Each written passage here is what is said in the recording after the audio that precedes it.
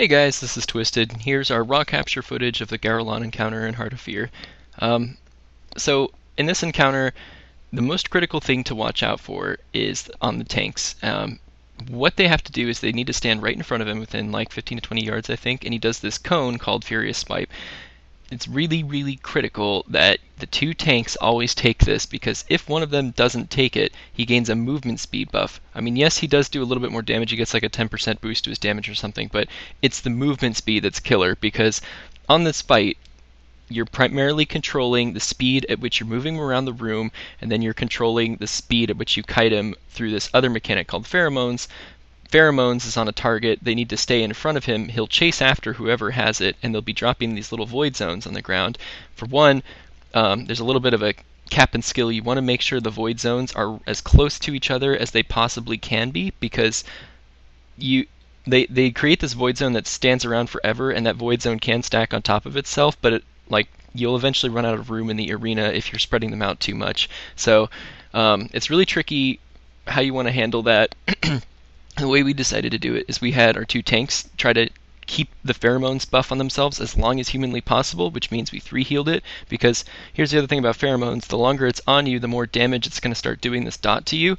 That dot affects the whole raid, so pushing the pheromone stacks, like whoever has it gets this debuff. You can see in my voodoo frames here. You're going to have to do some experimentation. If you were 2-healing this, because maybe you're not meeting the DPS and rage timer or something, you're going to want to switch people who can kite that pheromones more often. In this case, since we're pushing it so far on like just the two tanks, that's minimizing the amount of other raiders that have to kite and run around the room, because when other raiders are kiting or running around the room, it's lowering DPS, it's lowering heals.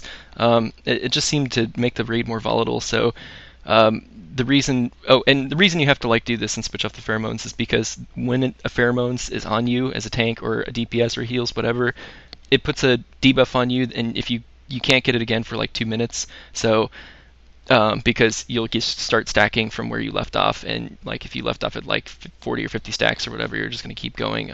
So basically, in our kill here, we pushed, like the two tanks had about, I think they were pushing 40, and then they switched, and then we had our mobile healer, like the most mobile healer, which is Resto Druid in this case, kite it. For just a little bit, like since they pushed 40, that's like 40 seconds out of 2 minutes. So you know, that's like 80 seconds. That means he didn't have to push it for that far, because there's a little bit of an overlap, and that didn't like cripple our healing too much or anything like that. So okay, what I'm personally taking care of, there's a lot of people that are saying they had success doing this encounter as discipline. I personally didn't choose discipline here because, for one, you really would have to be a lot more careful with overhealing as soon as you switch pheromone targets, because as soon as you switch pheromone targets, the raid DPS that was like, you know, it's ever increasing, this like raid aura DPS on everybody. It's going to like reset once it switches to a new target and be pretty much nothing. And the reason I didn't choose disc, for one, is because I would have a lot of overhealing there. Whereas if you're holy, you have circle for spot healing, which is a little bit better. And if you do game a prayer of healing, cancel casting, and get it to line up perfectly, the mastery will sort of extend for 6 seconds, and to me, that's more useful than having a shield that'll be consumed again, because the shield will be consumed on the next aura tick. The 6-second mastery will go 6 seconds, which is more than an aura tick, which pulses every 2 seconds. And then the other thing, a lot of people are probably saying discipline's good because when you switch targets, he does this ability called Crush, and he also does it if someone runs underneath him, but don't run underneath him, you'll wipe the raid. So basically, this Crush ability, it stuns the whole raid and does like a fixed amount of physical damage.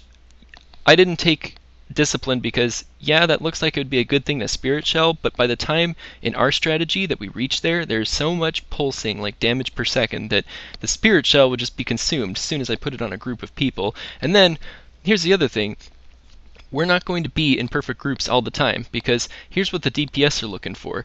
This is a really strict enrage timer if you're trying to 3-heal this, like really strict. Like the reason I took Power Word Solace in this attempt here isn't because I'm getting more mana out of it. It's because I took Power Word Solace for the DPS, because we weren't hitting the enrage timer. I could get more DPS out with Solace than I could with Mindbender.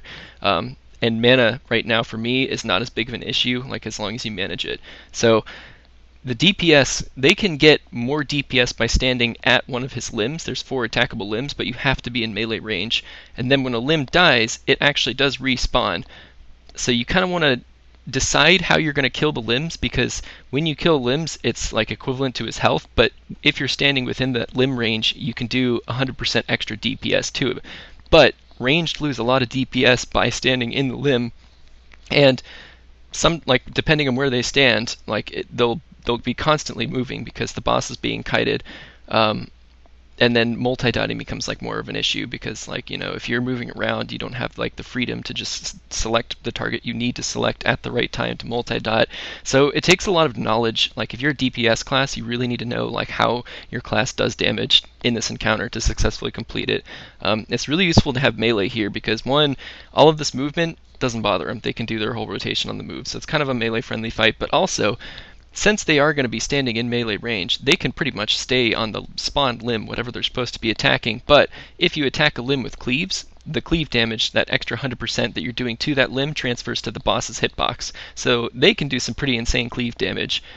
It gets really tricky, like how you want to evaluate do this DPS wise. But the point I'm trying to make here is that with all of this crap going on, the DPS are going to be running in and out of range. Your Prayer of Healing will not always successfully land on all 5 targets.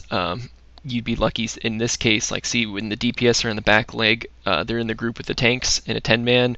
That's like much larger than 40 yards. So you could either Prayer of Healing like the 2 people that are like tanking it, or the 2 DPS in the back. Either way, it's really ineffective.